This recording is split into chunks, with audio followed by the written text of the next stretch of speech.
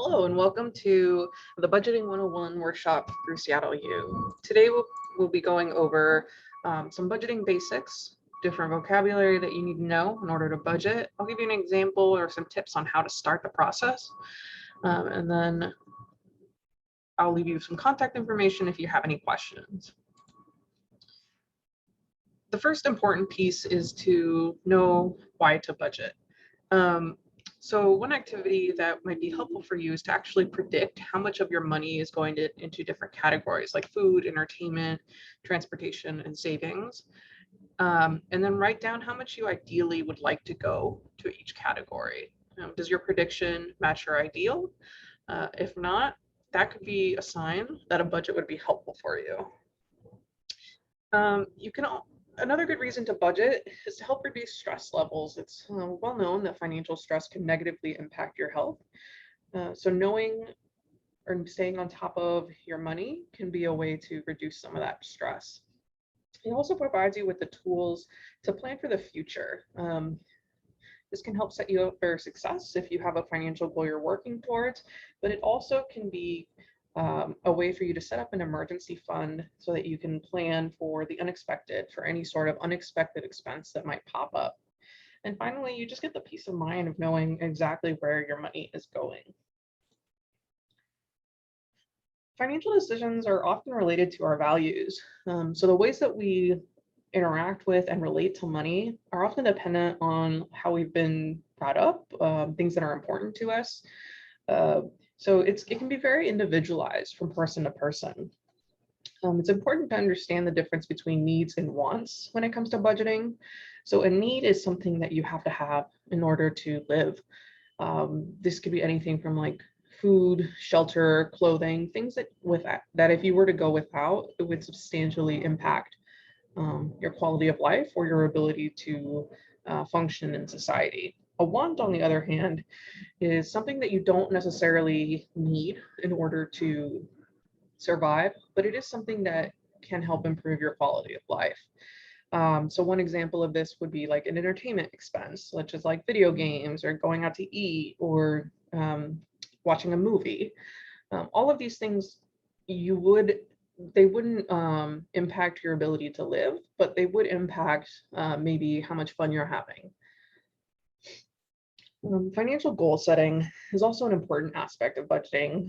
It's important to set goals for your financial standing and where you want to be. A common goal that I hear from college students is they want to be able to save enough money to purchase textbooks at the start of the next quarter. Budgeting can definitely help you set those goals and reach those goals, and understand if the goals that you're setting are actually reasonable for your current financial situation. Finally, it's important to understand the difference between a fixed expense and a variable expense. Essentially, these are two different types of expenses or two different types of instances where you're spending money. I'll go over what these mean in more detail on the next slide. So a fixed cost or a fixed expense is a charge that doesn't change month to month. So this is something that you know every month I'm going to be spending X amount of dollars. One example for this is like a rent payment. So for the length of a lease, you know that what your rent is every single month, you know when it's due, and it doesn't change. That's what makes it fixed. On the other hand, a variable cost is a charge that changes month to month. One example of this is like the amount of money you might spend month to month going out to eat at a restaurant. There could be a month where a lot of your friends' birthdays came up, so you're going out to eat quite a bit that month. And then there might be a month where nobody has a birthday, so you're not going out to eat as much. So your restaurant budget changes based on both of those scenarios. And then finally, income refers to all money coming in. This is everything from money you earn from jobs, from loans. I'll go into more examples later. And then expenses is all the money that is being spent. So if you're starting out the budgeting process, the first step is to make a list of all income. So like I said, this includes any take-home money from jobs, money you receive from loans, any financial aid refunds you get, and any money from loved ones. Essentially, any money that is being added to your bank account should go in this list. Once you've done that, the next step is to make a list of all of your expenses. This could be anything from tuition, books, rent, food, phone, internet, insurance, any credit card payments you may have. One important thing to also consider an expense is any savings you want to have. So any money you want to set aside each month to put into an emergency fund. That counts as an expense because you're reducing the amount of money each month that you have to spend freely by saying these $100 are going straight into my savings account. I'm not going to touch them. Once you put together the two lists, you want to compare your income to your expenses and adjust as necessary.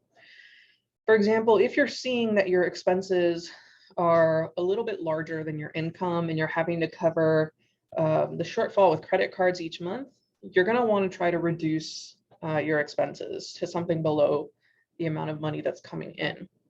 On the other hand, if you're finding that your expenses are pretty low in comparison to your income, and your money is just sitting in your checking account, you want to think about how can I find a high interest savings account where I can keep some of that income so that your money is growing.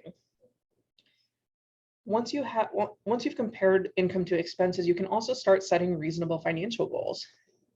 Going back to the example about saving up money to buy textbooks, if you're finding that you have, $200 to $300 as an example for leftover each month, a reasonable financial goal would be to have enough money to purchase textbooks at the start of the next quarter. On the other hand, an unreasonable financial goal, if you have about $200 to $300 left over each month, would be to purchase a home, for example. And then finally, you want to start tracking your spending after you've compared income to expenses. There are various apps that you can use to help track your spending. You can also simply use an Excel document or a Google Sheets document app on your phone and enter each expense one by one. This is an example of a budget that's a little bit more involved than probably most of you will need. But you can see here, this person put in their actual monthly income. So it looks like their income mostly came from a job, and maybe they had a birthday, so they got an extra $300. Then they split up all of their expenses into different categories. So housing, entertainment, transportation, and loans. You can definitely do it this way if this is something that is helpful for you.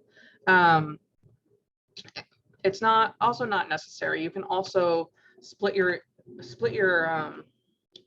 expenses into just your fixed costs or your variable costs, and that'll work as well.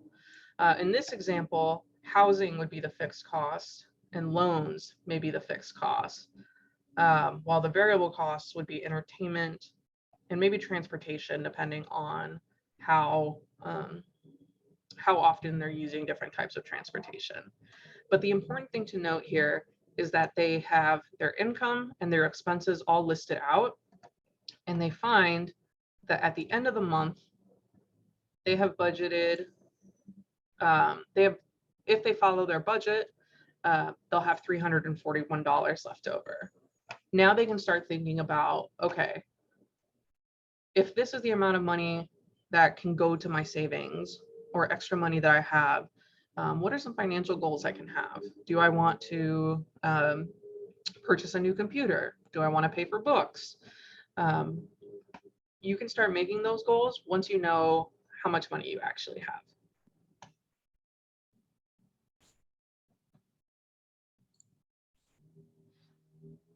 These are some budgeting tools that you can definitely use. Mint is provided by Intuit. Obviously, Seattle U does not endorse or make any sort of recommendations on any, but these exist, and I encourage you to use more or to do more research in defining one that works for you. But Mint is provided by Intuit, the same company that puts out TurboTax. Mint has the ability to connect to your credit cards and your bank account, so it tracks your spending for you. Like I said, you can also use Excel spreadsheets to track your spending yourself. Banks and credit unions often offer different budgeting tools and different tracking tools. And then You Need a Budget is another offering. I do believe there is a charge to that one. The important thing to note is that this is not one size fits all. Budgeting is a way of tracking and just making sure that you have money at the end. And ultimately, this allows you to plan for the longer term. So once again, budgeting is individualized. It's a way for you to see where is your money going and how can you adjust as necessary to meet your own financial goals.